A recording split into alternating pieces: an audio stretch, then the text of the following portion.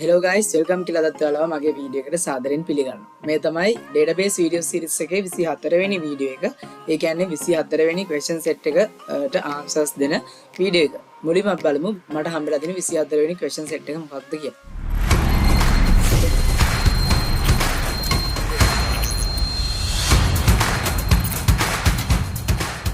මේ තියෙන 24 වෙනි question set එක මේකත් කලින් question set වලටම සම්බන්ධ කරලා තියෙන question එකක්.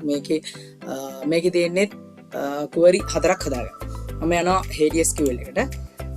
HDSQL එකට ගිහලා පළවෙනි question එකේ තියෙන්නේ find out the details of the student who got the lowest marks in the subject of science in the second term examination and the class in which he is studying. ඒ කියන්නේ second term එකේදී science subject එකට අඩුවෙන්ම ගත්ත student ගේ details ටිකයි ඒ වගේම ඔහු මොන class එකේද ඉන්නේ කියලා අහනවා. මම ඒකට query එක හදා ගන්නවා මේ විදිහට.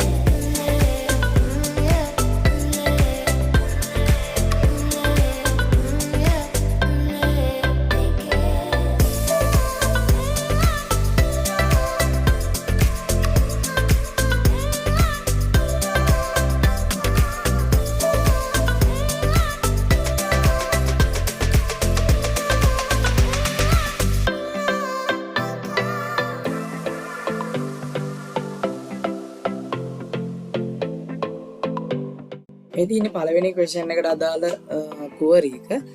මේකෙදි මම කරලා තියෙන්නේ select එකක් දාලා මම search කරගත්තා index number එක, first name එක, last name එක, gender එක, contact number එක, ඒ වගේම class name එක.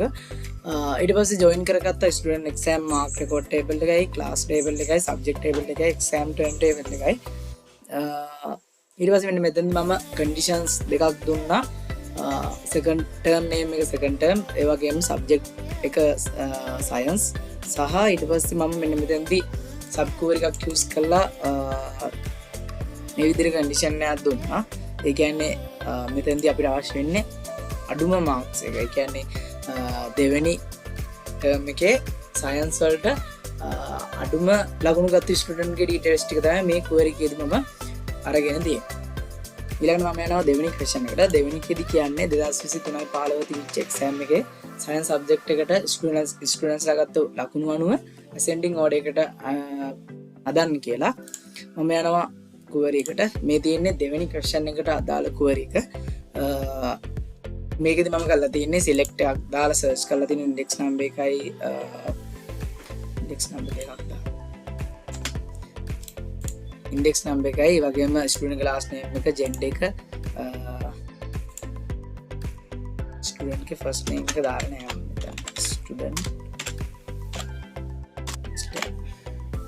student के first name का last name का ही student की gender का ही contact number का ही वगैरह class name का ही term name का ही term date का ही वगैरह mark का ही मम्मी मितंदी search कर करता है इट बस से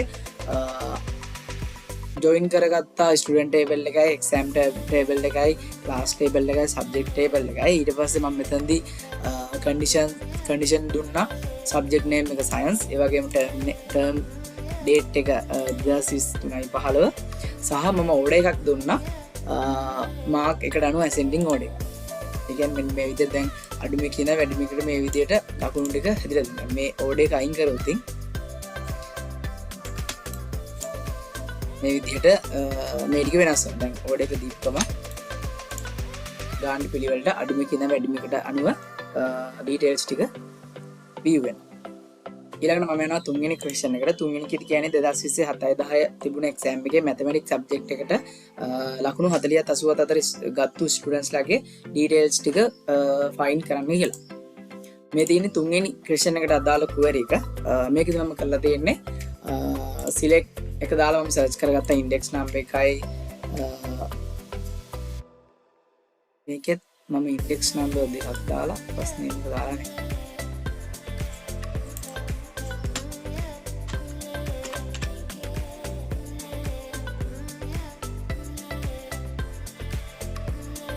මේකද මම කරලා තියෙන්නේ ස්ටුඩන්ට් ගේ ඉන්ඩෙක්ස් නම්බර් එකයි ෆස්ට් නේම් එකයි ලාස්ට් නේම් එකයි ජෙන්ඩර් එකයි ඒ වගේම කන්ටැක්ට් නම්බර් එකයි ලාස්ට් නේම් එකයි ටර්ම් ඩේට් එකයි ඒ වගේම සබ්ජෙක්ට් නේම් එකයි ඒ වගේම මාර්ක් එකයි සර්ච් කරගත්තා. ඊට පස්සේ exam Mark student exam Mark record table එකයි එක්සෑම් ටර්ම් ටේබල් එකයි සබ්ජෙක්ට් ටේබල් එකයි ක්ලාස් ටේබල් එකයි ජොයින් කරගත්තා. ඊට පස්සේ මම මෙතනදී කන්ඩිෂන් එකක් දුන්නා. කන්ඩිෂන් එක දුන්නා සබ්ජෙක්ට් නේම් එක මැතමැටික්ස් ඒ වගේම එක්සෑම් ටර්ම් එකේ ටර්ම් ඩේට් එක 2027 7/10 සහ ඊට පස්සේ මම මෙතනදී මාර්ක් එකට අනුව මෙතනදී බිට්වීන් එකක් ඒ කියන්නේ ગેප් එකක් දීලා දෙනවා මාර්ක් එක අනුව 40ත් 80ත් අතර ගන්න කියලා. ඊළඟට මම යනවා හතරවෙනි ක්වෙස්චන් එකට. හතරවෙනි ඉදි කියන්නේ arrange the above result in descending order. ඒ කියන්නේ කලින් ගත්තු result එක descending order එකට අනුව හදන්න කියලා. ඒ කියන්නේ මෙන්න මේක descending order එකට අනුව හදන්න කියලා. මම මේකට හදාගත්තු query එක තමයි මේ තියෙන්නේ. මේකෙදි මම වෙනස් කරලා තියෙන්නේ. කියන්නේ කලින් query එකේ තුන්වෙනි query එකේ මෙතන තියෙන මෙතනදී හතරවෙනි එකේ මම වෙනස් කරලා තියෙන්නේ. මෙතන order එකක් දීලා දෙනවා student exam mark record එකේ mark එකට descending order එකක්. එතකොට මෙන්න මේ විදිහට වැඩිම ලකුණු ඉඳලා අඩුම ලකුණේ විදිහට පිළිවෙලට හැදිලා දිනවා ඔයාලට බලා ගන්න පුළුවන්. 24 වෙනි ක්වෙස්චන් සෙට් එකටත් මම මේ විදිහට ආන්සර්ස් දුන්නා. මේ වීඩියෝ එක මෙතනින් ඉවරයි. වීඩියෝ එක ඉවරනකම් බැලුවට thank you. ඒ වගේම channel එකට අලුත් කෙනෙක් නම් channel එක subscribe කරන්න කියලා මතක් කරනවා. වීඩියෝ එක හොඳ නම් වීඩියෝ එකට like කරන්නත් අමතක කරන්න එපා. අලුත් දවසක අලුත් වීඩියෝ එකකින් ඒ කියන්නේ 25 වෙනි ක්වෙස්චන් සෙට් එක ගැන කතා කරන වීඩියෝ එකකින් හම්බෙමු. goodbye.